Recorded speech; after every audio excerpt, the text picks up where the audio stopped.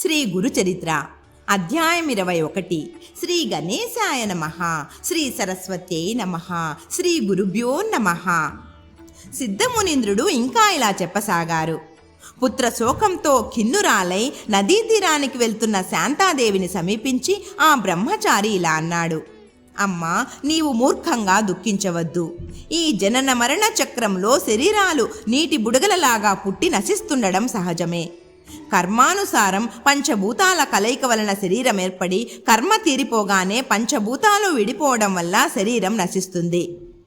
మాయకు వసులైన మానవులు తమ దేహమే తామన్న భ్రాంతిని పొంది బిడ్డ, భార్య, మిత్రుడు అనే మమకారం పెంచుకుంటారు. వారు సత్వగుణము వలన దేవత్వాన్ని, రజోగుణము వలన మానవత్వాన్ని, తమోగుణం వల్ల అధోగతిని పొంది కర్మఫలం అనుభవిస్తారు. ఈ సృష్టిలో ఇది ఎవరికైనా తప్పదు. అది తెలిసిన జ్ఞానులు పుట్టుక వలన సంతోషాన్ని కానీ మరణం వలన దుఃఖాన్ని కానీ పొందరు. వారి వారి కర్మలను అనుసరించి కొందరు బాల్యంలోనే మరణిస్తారు. నిజానికి శరీరము రక్తము, మాంసము మొదలగు ధాతువులతో నిండి మలినమైనది. బుద్ధిమంతులు ఇట్టి శరీరాన్ని నిత్యము ప్రియము అని భావించరు. ఎన్నెన్ని జన్మలలో ఎవరెవరికి తల్లులో, బిడ్డలో, భర్తలో ఎవరికెరుక? ఇతడు నీ బిడ్డడన్న భ్రాంతితో శోకిస్తున్నావు. ఆ మమకారాన్ని విడిచి శాస్త్రవిధిని అనుసరించి అంత్యక్రియలకై వారికి శవాన్ని అప్పగించు. ఆ మాటలు విని శాంతాదేవి, అయ్యా, మీరు కరుణతో ఉపదేశించినది ధర్మమే కానీ అది నా మనస్సులో కొంచెము కూడా నిలవడం లేదు. జనన మరణాలకు మూలం కర్మే అయితే భగవంతుని సేవ వలన నశిస్తుందని పెద్దలెలా చెప్పారు?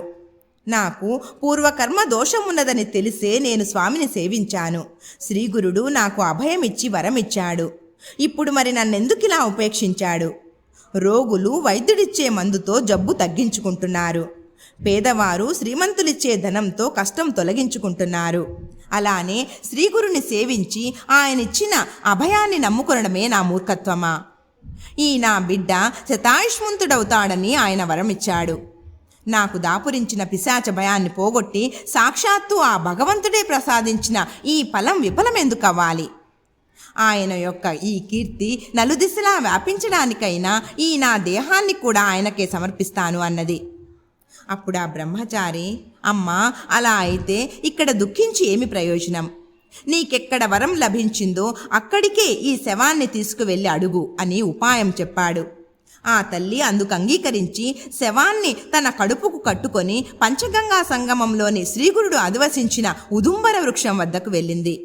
అక్కడ ఆమె పట్టరాని క్రోధావేశంతో అచటి పాదుకలకు తన తలను కొట్టుకుంటూ ఉంటే రక్తం కారి పాదుకలు తడిశాయి. సాయంత్రం అయ్యేసరికి బ్రాహ్మణులు వచ్చి ఆమెతో, నీవు దుఃఖం అణుచుకొని కర్తవ్యం ఆలోచించు. కొద్దిసేపట్లో సూర్యుడు అస్తమించేలోగానే అంత్యక్రియలు పూర్తి చేయాలి. శవం ఇంకా వాసన కూడా వస్తుంది కనుక దానిని మాకప్పగించు. అంతేకాక ఈ స్థలం ఊరికెంతో దూరం, ఏకాంతము భయంకరము అయిన ఈ ప్రదేశంలో మీరిక ఉండవద్దు అని తొందరపెట్టారు.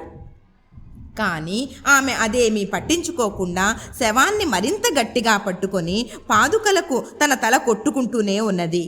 ఆ బ్రాహ్మణులు వేరు దారి లేక, ఇక చీకటి పడుతున్నది, ఇక్కడ దొంగల భయం ఉన్నది, మనం ఇండ్లకు వెళ్ళి రాత్రి ఉపవాసం ఉండి తెల్లవారాక శవ సంస్కారం చేద్దాం.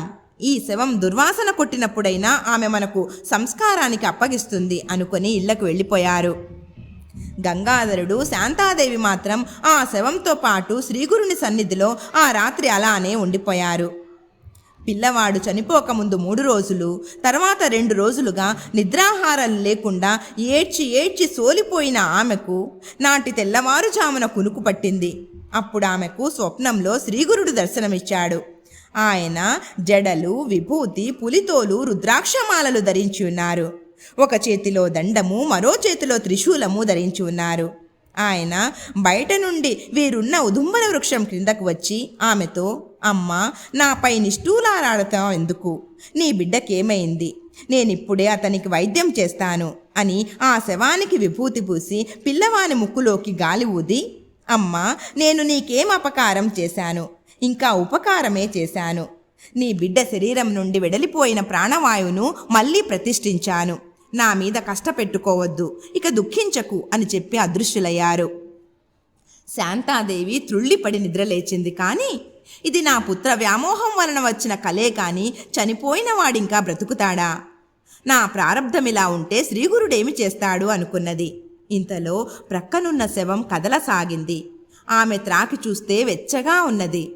అంతలోనే ఆమెకు ఆ శరీరంలో ఏదైనా భూతం ఆవేశించిందేమోనని భయమేసి దూరంగా వెళ్ళింది. కాని పిల్లవాడు లేచి కూర్చుని అమ్మా ఆకలేస్తున్నది, అన్నం పెట్టు అని ఏడుస్తూ ఆమె వద్దకొచ్చాడు. ఆమెకప్పుడు అద్భుతంగా స్తన్యం వచ్చింది. ఆమె బిడ్డకు పాలిచ్చి భర్తను లేపి జరిగినదంతా వివరించింది. అప్పుడు ఆ దంపతులు భక్తితో ఆ ఉదుంబర వృక్షానికి ప్రదక్షిణలు సాష్టాంగ నమస్కారము చేసి శ్రీగురుని ఇలా స్తుతించారు.